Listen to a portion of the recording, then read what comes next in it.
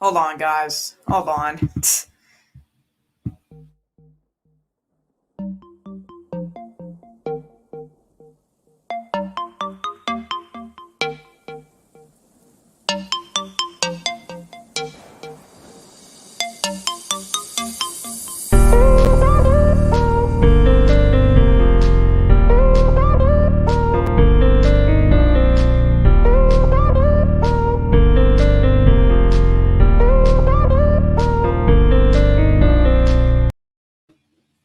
Hey, what is up, guys? Hello, hello, hello. Welcome to NBA Weekly with your host, Benjamin Camperman. Thank you for joining me this week. There's some pretty big news. It's news that is just coming out. I just got word that Kyrie Irving is injured, could be out for a while from one of my sources. Well, not from one of my sources, but I just got, first thing, shout out to the Bucks for winning that Game 3 against the Nets. Second thing, maybe later on this week, I think I might be doing a show with my brother, not Joseph Camperman, my other brother, Dodie Camperman. And so I'll probably be doing that later on this week. But let's get to the first topic of the day in NBA Weekly, discussing all the big storylines of the week. I'll probably be doing this for a while, probably after I'll probably be doing it after, let me see. I'll probably be doing it until after the NBA Finals. So, first one,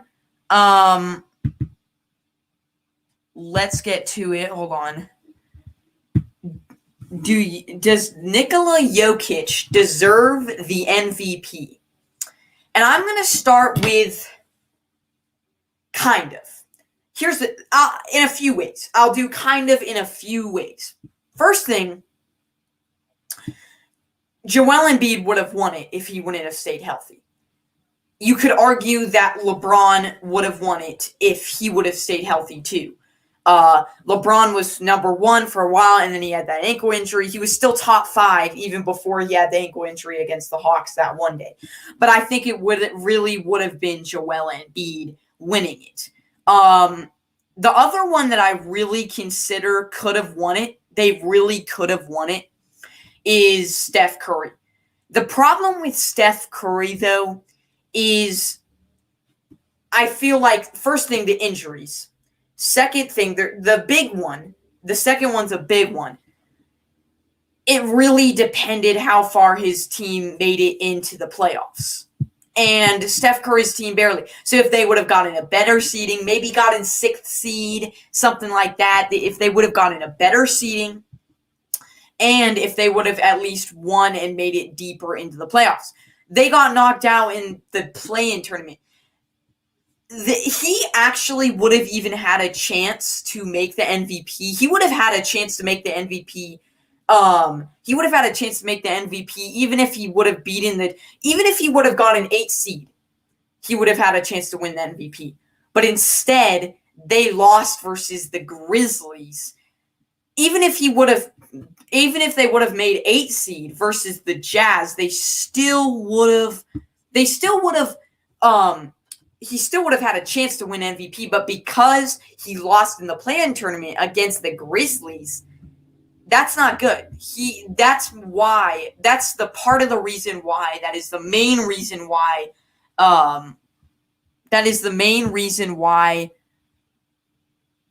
hold on, guys. Yeah, that is the main reason why it's the main reason why he didn't get a chance to even be in the MVP. He was in the conversation, but as soon as they lost that game versus the Grizzlies in the play-in tournament, the Lakers-Warriors game was a feat. They did well in that game, but the fact that they lost to the Grizzlies was pretty surprising. I thought they would have made it to the Jazz and even given the Jazz a good run for their money because they had almost beaten the Jazz earlier on this season. So I liked Steph Curry, but the fact that he didn't make it deep in the playoffs really does not give him a good case for the MVP. Now, Joel would have won it if they would have made it. Joel would have won it. Joel was really good. I feel like, yeah, he would have won it if he wouldn't have had so many injuries, been out for so long, but he would have won it. And I think, yeah, I don't know. I think, let me see, who else? KD, if he would have played, if he wouldn't have gotten injured, play that consistency all season, then he would have also won it, had a chance to win it. But again, my point on Steph Curry is I think that Steph Curry would have had a great chance to win it if he would have made it deeper into the playoffs. I don't think that Nikola Jokic was the best player this year. I think Joel was. My brothers would probably agree with me. But yeah, that's all I got to say on that topic. I mean, honestly, at the end of the day, it really depends on like who was healthy this season. Nikola Jokic was almost healthy the whole season long, but Joel wasn't. Steph Curry wasn't. KD wasn't. So it really depends on who's healthy. So let's get to the big story of the day. Just in, do the Nets rush James Harden back because of the Kyrie Irving injury? Yeah, this is something that like just came up, and I think they do. I think before Kyrie today, by the way, Kyrie got injured today, hurt his ankle, and it did not look good. I saw the fall. He's out, obviously was out for this game, but I saw the fall and it did not look good. But do they try to rush back James Harden because of it? And I think they do. I think before Kyrie got injured, they were trying to not rush him back because they knew they could win without him. Now, they have to rush him back because you've got no Kyrie, you've only got KD, and like the Nets coach said, that they're going to have to try to replace James Harden by committee. That's hard. Not James Harden, by Kyrie. That's hard. And so they're going to have to rush him back. I don't know if he'll play next game, but the Bucks just caught a break. I mean, the Bucks just caught a huge break. What is wrong with my hair today? The Bucks just caught a huge break because now the Bucks actually have a legit chance to win. They have a legit chance to win, the Bucks. And with Kyrie out, this could make things a lot more difficult. Do I still have the Bucks coming out of the East? Maybe. That is still determined, but the Bucks just caught a huge break. And I think we'll see. We'll see from now on. I think this is coming down to Game 7. When the Nets took a 2-0 lead, I really seriously thought that they were going to win 4-1, but now things have changed. They're down 2-1, and hold on. Let me quickly look it up, guys. Bucks. Hold on, guys. Bucks versus Nets.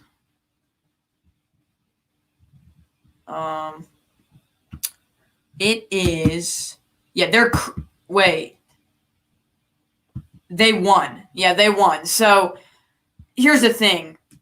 The Bucks won, and now they're tied 2-2. So now it can go either way. But the the Kyrie Irving injury really, really, really, really impacted this series. Now that it's tied 2-2, it can go either way, but it's more unlikely of the Bucks because, it's more likely because in the Bucks' favor because of the James Harden and Kyrie Irving injury. And James Harden's going to have to come back, but I don't know if he's completely healthy yet. And they're going to have to rush him back. So that's all I got to say on that topic. Moving on to the next one. Did Rudy Gobert deserve the defensive MVP? Most valuable player, defensive. He won Defensive Player of the Year. I got to say two things. And my brother, and this is Dodie, we're going to probably do a debate soon, later on this week. But here's the big logistic. He agreed with me, and he said, Rudy Gobert, really, I would have agreed with you a few weeks ago, but now that Ben Simmons is really shutting down Donovan Mitchell, he said I kind of have to go with Ben Simmons. And I agree with him in a way, but it's really about the consistency. Ben Simmons has not been a consistent defensive player all year long. He just hasn't. He hasn't been consistent. And so the fact that I think Rudy Gobert does deserve this award. He doesn't, now that he's seen Ben Simmons shutting down Donovan Mitchell. But I really do think that it was a close race, but I do think Rudy Gobert deserves it just because of the consistency all year long. He's been consistently defensive. He's been consistently great at defense. And he's, I think, one of 4 players to actually physically win the Defensive Player of the Year 3 times in a row. But hats off to Ben Simmons. I think he did a really good job. He's continued to do a good job. And one thing about the Jazz, I really want, and my other brother, Joseph, on Facebook, check out Joseph Camperman, said, here's the deal. He said, I want to see the Jazz versus the 76ers in the finals. With me, I would completely want to see. I do not want to see the Nets in the finals. That's unfair. And I don't think it's going to happen now with the Kyrie injury. I really don't. Kyrie could be out for a few games because of that ankle injury. So, I mean, he said that I would want to see the Jazz and the 76ers in the finals. I completely agree. I completely agree.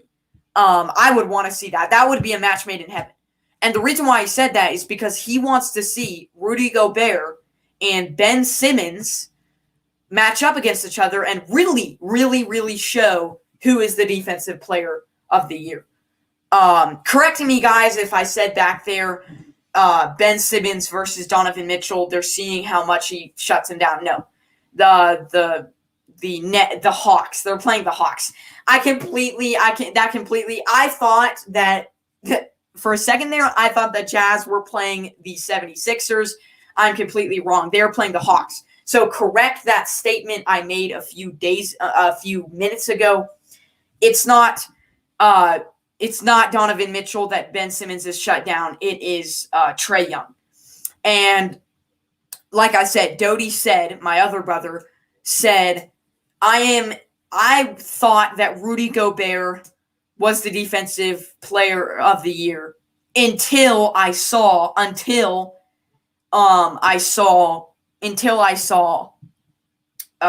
Ben Simmons shut down Trae Young. And that's true. I mean, that is true. I kind of agree with that. I still would say the consistency on Rudy Gobert's part does carry him a long way. But yeah, I do somewhat agree with that. But okay, a few minutes ago, if you guys just joined in, I made something wrong. I said that the 76ers were playing the Jazz. No, they're playing the Hawks, and Ben Simmons is shutting down Trae Young. But yeah, that's all I got to say on that topic. I do still believe that Rudy Gobert is the Defensive Player of the Year. But I really want to see the 76ers versus the Jazz this year in the finals. That would be extremely fun just to watch, just to see. That would be legendary. I really like that matchup. But yeah, that's all I got to see on that one. Think about the topics that I just mentioned with my brothers saying some quotes that they say, and then the debate later on. But this last topic, this is my fourth and last topic. Has Donovan Mitchell reached his full potential? And before I start this, the Jazz have slowly become the most interesting team in the NBA, just because they're interesting, and they're honestly they're really fun to watch right now. Donovan Mitchell, has he reached his, okay, to answer the question, has he reached his full potential? No, he hasn't. This is a guy that is fairly young. He's only like, let me look it up right now. Donovan Mitchell. Hold on. So, he is 25 years old. This is a guy that is 25 years old. He hasn't even reached his prime yet. In your prime, 27, you're into at 27. But I believe that he still has a lot to go, just because he hasn't reached his prime. There is some flaws in his game, but I believe that this is just the way he is playing right now against the Clippers is just a fraction, is just a 50% of what he will be to come.